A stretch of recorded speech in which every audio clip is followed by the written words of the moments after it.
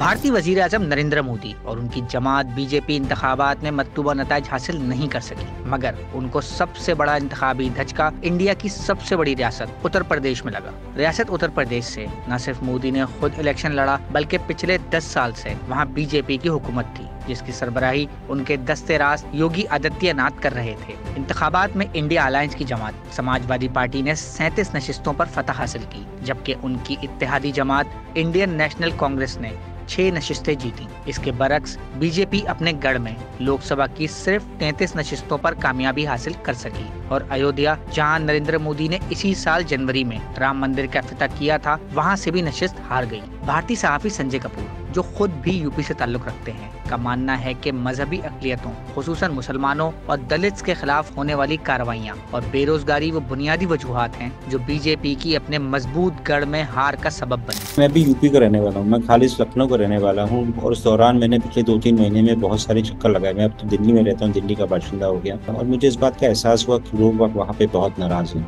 वहाँ पे इतनी बदहाली है और इन्होंने जिस तरीके से लोगों को दबा के रखा था, वो चुनाव के दौरान उठ के बाहर आ गए थे। वो बार बार कह रहे थे कि अब इनको इतनी सीटें नहीं मिली। मुझे याद है कि जब मैं मार्च में गया था, मेरठ गया था, यहाँ से पास में चुनाव देखने के लिए किस तरीके से माहौल बन रहा है, वहाँ पे एक शख्स ने मुझे बताया भी था कि तकरीबन 40 सीटें ये लोग हारेंगे और मैं आज की तारीख में देख रहा हूँ कि तकरीबन 40 ही सीटें हारे, उससे कम न ज़्यादा। तो ये सब चीज़ें दिखाई पड़ रही थी और ख़ास के जो यूपी की बदहाली है, उसका एक मुख्य कारण और रीज़न ये भी है कि वहाँ पर इन्होंने पूरी जो मस्कुलर रिलीजियस पॉलिटिक्स करी, जिसमें कि अपर कास्ट हिंदूज को तरजीह दी, मुसलमानों को, दलित को, सबको पीछे छोड़ा। वो सब है ना, चुनाव के दौरान मौका मिला और सब लोग इकट्ठे हुए।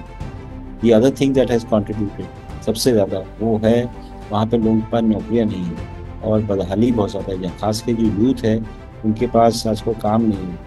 जो आर्मी में ज्वाइन करने का एक बहुत बड़ा अट्रैक्शन होता था, वो ख़त्म हो गया।